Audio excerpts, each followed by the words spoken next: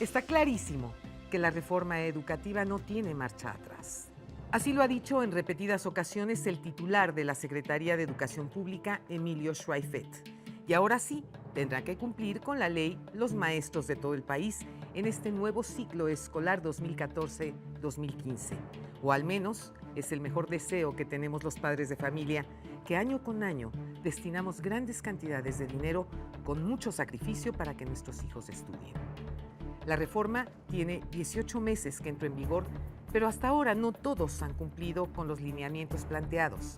Me refiero a los horarios de clases, calendario, funcionamiento de los consejos técnicos escolares y otros aspectos normativos, administrativos, pedagógicos y académicos. Es grave que el concurso de oposición para el servicio profesional docente arrojara que el 61% de los maestros que presentaron el examen no son idóneos para ocupar plazas docentes y directivas en educación básica. Está la situación verdaderamente de pena. Pero este no es el único problema que en educación tiene México. También está el rezago educativo. El promedio de educación es de 8.6 años. En el Distrito Federal es de 10.5 años, mientras que en Chiapas es de 6.7 años.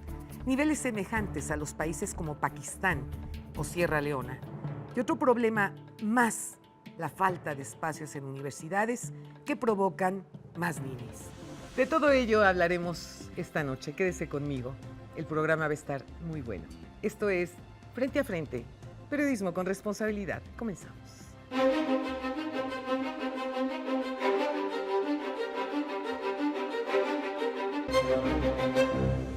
Para mí es un placer recibir esta noche a doña Consuelo Mendoza. Ella es presidenta de la Unión Nacional de Padres de Familia. Muy buenas noches, bienvenida. Buenas noches, es un gusto poder estar contigo en esta ocasión. Muchísimas gracias y saludo también al diputado José Enrique Doher. Él es secretario de la Comisión de Educación Pública y Servicios Educativos. Mi querido Enrique, ¿cómo estás? Lolita, muy buenas noches, pues muchas gracias por invitarme nuevamente y es un gusto saludarte. Oye, ¿qué tema el que tenemos hoy en la noche? Fíjate, ya estamos a la vuelta de la esquina, pues con todos los muchachos listos para entrar a las escuelas y yo sigo todavía temerosa de que nos vuelvan a salir la coordinadora con otra vacilada como nos han salido durante tanto tiempo. En el estado de Oaxaca es increíble la cantidad de tiempo que han dejado a las criaturas sin escuelas y no hay forma de meter en orden a esta gente, cuando al final de la jornada quienes van a pagar el costo de estas actitudes son los que no tienen culpa de nada, que son los niños. Así es, los niños y los padres de familia, Lolita. ¿Sí? Mira, lo has dicho acertadamente y fíjate que uno de los temas centrales de cualquier país, pero debe ser el tema central en nuestra nación, no es solo la economía, la seguridad, sino lo que ha permitido a otras naciones tener un mejor desarrollo es la educación. Así es. Pero la educación con calidad, porque nuestro país a lo largo del siglo XX y lo que llevamos en el siglo XXI ha tenido un gran reto para la cobertura en educación básica. Somos un país que se ha multiplicado en términos de población, tenemos más de 20, 30 millones de alumnos en todo el sistema educativo. El sistema educativo tiene más personas que varios países de América Central. Entonces es un reto enorme, que además implica un gasto para el gobierno federal y para todos los mexicanos, porque finalmente es financiado con nuestros impuestos. Sin duda. De manera enorme. Pero lo que te decía, el reto principal ahora no es solo la cobertura, no es solo mejores condiciones materiales, porque encontramos en muchos lugares de la República escuelas sin las condiciones mínimas. Sin nada, por Dios, sin qué nada. vergüenza. Pero la calidad, lo que otros países han logrado, incluso algunos que en décadas anteriores tenían un desarrollo menor que México, ha sido invertir en educación, lo que ahora se denomina capital humano. Si invertimos en mayor educación, pero de calidad, estaremos en mejores condiciones. Y coincido contigo, hay problemas serios en algunos estados de la República que tienen niveles de pobreza alarmantes y el mayor rezago educativo. Tú lo tocaste, es el caso de Chiapas, Oaxaca, Tabasco, Guerrero. Sí. Mi propio estado de Puebla también tiene zonas de mucha pobreza y de algún atraso educativo, y en general en todo el país. Pero lo que no nos debe dejar conformes es que hay estados de la República, como en el norte del país, o del centro, como el mismo Distrito Federal, cuyos niveles educativos son superiores a los del sureste. Y el gasto es el mismo. Entonces, tenemos que trabajar en eso y por ello tú lo tocaste, seguramente en el programa lo analizaremos, el tema de la reforma educativa, que en mi opinión es una de las reformas más trascendentes que ha impulsado el gobierno del presidente Peña Nieto, que hemos discutido en la Cámara de Diputados y Senadores y que debe ser una reforma apoyada por toda la sociedad. Pensando en los niños, yo soy madre de familia, yo soy abuela y en mi calidad precisamente de abuela, una de las cosas que sufrió mi nieto mayor fue el bullying. En una escuela privada, un niño 2 años mayor que él le fracturó la clavícula. ¿Y saben qué pasó en esta escuela? No. Absolutamente nada. Y no pasó nada porque este niño agresor pues era el hijo de uno de los accionistas de la escuela. Yo siento, doña Consuelo, con todo respeto, que los padres de familia estamos como muy atados de manos. Porque podemos llegar, podemos reclamar, podemos señalar, pero al final de la jornada en las escuelas hacen lo que quieren. Y no toman de veras la debida atención que se requiere a este tipo de casos en donde ya hemos tenido niños en México que se han suicidado por el nivel de acoso y de agresión que han recibido. Entonces, ese es un punto fundamental. Cabe recordar pues el caso de Tamaulipas, ¿verdad? Claro. Que estuvo incluso el presidente Peña por allá hablando con la madre de familia. Es decir, ¿qué hacer cuando ya el bullying va creciendo de una forma verdaderamente alarmante? Sí, tienes toda la razón en lo que estás comentando, que los padres de familia estamos muchas veces atados de mano. Sí. Pero esto no es algo que se haya dado como se está dando ahorita el problema del bullying, sino algo que se ha desencadenado a través de los años. Sí.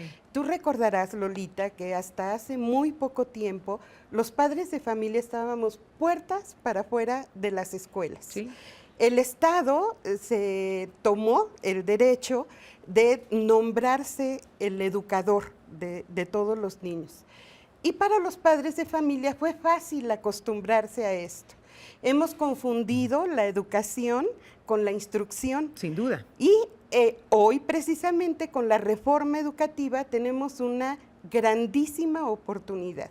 Yo, igual que el diputado, pienso que la educación no solamente debe ser importante, sino debe ser el eje transversal de toda política pública. Por supuesto. Y la educación inicia en casa. Claro. Desafortunadamente, la violencia muchas veces inicia también en casa. Sí, sí. Y se transporta a la escuela. Entonces, ahora con la reforma educativa, por primera vez los padres de familia estamos considerados como parte del sistema educativo.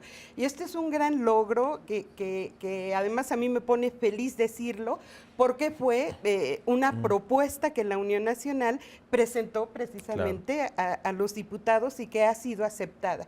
Ahora el gran reto es que esta ley no se convierta en letra muerta. Ese es el punto. Y el punto es ahora dar a los padres de familia todos los elementos necesarios para que sepan cómo educar a sus hijos, que en las escuelas se conviertan también en escuelas de los padres de familia, donde tengan escuela para padres, talleres contra la violencia, talleres por la construcción de la paz o en contra de las adicciones, de manera que tengan las herramientas necesarias para ser buenos educadores. Lo importante es que vayan los papás a esos cursos.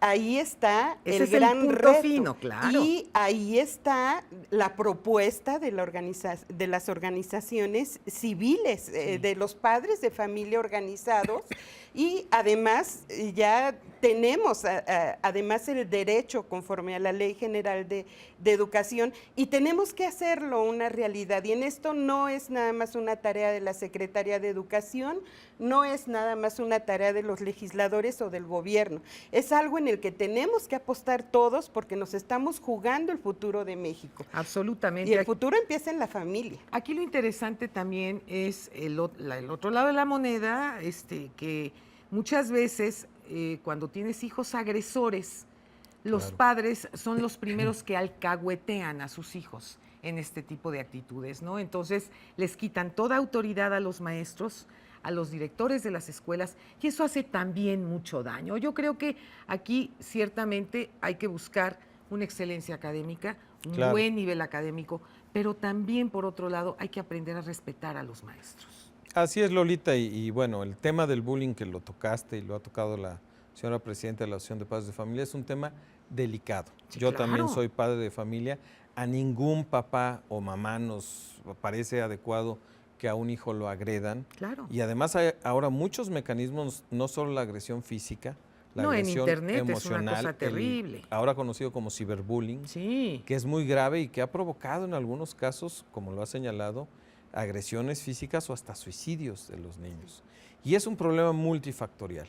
Nosotros hemos trabajado en más normas para evitar este serio problema, mayor capacitación, y eso la Secretaría de Educación Pública ha respondido a los maestros, porque el penoso caso que sucedió en un estado del norte de la República, En que Tamaulipas. terminó con el lamentable fallecimiento del niño, Claro. pues la maestra no hizo mayor cosa, pero también, y lo tocó adecuadamente la presidenta de la Asociación de Padres de Familia, es un problema que muchas veces se origina en el seno familiar. Sí. Y te diría también como médico, hay algunos problemas de conducta difíciles de detectar, que hay que capacitar al profesor y la atención adecuada de salud, porque algunos niños que traen alguna pequeña lesión o problemas de conducta requieren de un tratamiento entre psiquiátrico, psicológico o de medicamentos. ¿Hay con qué? Esa es Claro. la pregunta. ¿Hay con Sí, qué así resolver es. esta parte? Porque muchas veces tú llegas al Seguro Social o llegas al ISSSTE, a todo lo que está por parte del gobierno y te dicen, sí, cómo no, dentro de 6 meses le doy la cita. No, bueno. No, pues ya la cosa se pone muy complicada. Pero sí, ese es un tema delicado que tenemos que atender, porque en ocasiones detectar el bullying, desde el más leve hasta el más grave, que todo el mundo lo ve, es muy difícil, pero es una tarea, coincido, social de todos, y porque buena parte de la educación, lo tocaron aquí, se inicia en el seno familiar. Sin duda. O sea, la escuela es un importante complemento, da valores, da conocimientos, pero también muchas veces, y tú lo has tratado en algunos de tus programas, Lolita, la violencia intrafamiliar es una realidad Uy, en sí. nuestro país. Uy, sí. Entonces, si el niño ve violencia en su casa, fácilmente repite la violencia. Sí, porque en un le salón parece de normal. clases. Claro, y esos son fenómenos muy complejos que hay que ir atacando socialmente. También las instituciones de gobierno tienen alguna responsabilidad y los propios padres de familia. Y el otro tema delicado que influye en todo esto, pues es la situación económica. Sí, ¿no? claro. Los niños no tienen en ocasiones la nutrición adecuada, no llegan bien nutridos a la escuela o llegan literalmente con hambre, porque comentaba hace un momento del censo que es un logro también de la reforma educativa. Ahora sí sabemos cómo está nuestro sistema. Sabemos el número de profesores, el número de alumnos, salvo en algunos estados como Oaxaca que no permitieron el censo adecuadamente, pero ya sabemos cómo es la medida. Pero lo más grave, Lolita, y es en lo que el país tiene que invertir también, hay escuelas que no tienen ni agua potable, Así es. ni drenaje, ni luz, Hombre, ni escuela. ni Va a escuela. acabar pronto. Muchos Entonces, están al aire libre, a la intemperie. Eso es muy grave porque eso nos pone en desventaja y a muchos niños de estados pobres respecto a otros estados de la República, Claro. y ya no digamos a nivel internacional. Yo les agradezco enormemente, de veras, que hayan estado conmigo esta noche. No se pierda nuestro próximo programa. México vive tiempos de cambio, tiempos de dar la cara. Tiempos para hablar frente a frente. Muy buenas noches.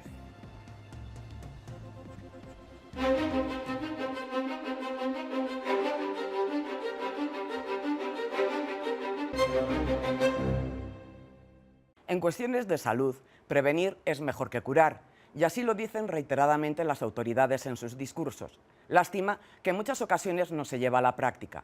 Y si no, veamos lo que sucede en Mexicali, donde se está viviendo una crisis de riqueza que ha causado la muerte de 15 personas en lo que va de año y otras 25 en el 2013.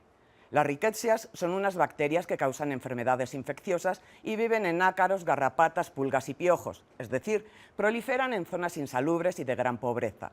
La enfermedad, diagnosticada a tiempo, es fácilmente curable. ¿Por qué entonces tantas muertes?